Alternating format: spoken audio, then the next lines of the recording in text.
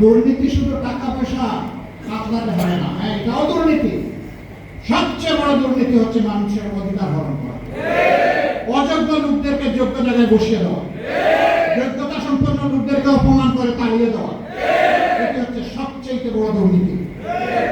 দুর্নীতির এই বিষবাষ্প যতক্ষণ পর্যন্ত সমাজ থেকে বিদায় না নেবে, আমাদের সমাজ স্বাধীনতার কাঙ্ক্ষিত সফল ভোগ করতে পারবে না।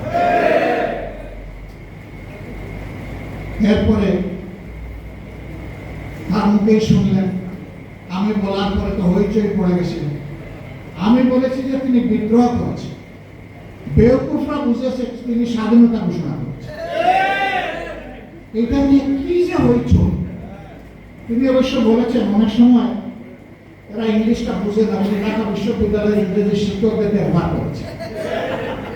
এরপরে তিনি বলেছেন যে না, আমার কাছে এগুলা সংরক্ষিত আছে, পয়সাও লাগবে না, আমি দেখাই দিব, চলে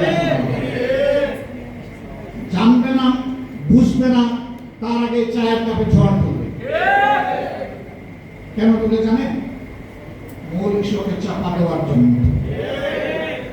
দেখেন না, সম্প্রতি একটা ঘটনা, আমাদের এই ঈদ উপলক্ষে আমরা একটা রিসেপশনের আয়োজন করেছিলাম। বিদেশি কূটনীতিবিদরা এবং আমাদের বন্ধুরা এখানে এসেছিলেন। ঈদের দিনটা মানুষের খোলা মনে সবার সাথে মিশে, আমি একটু মিশেছি।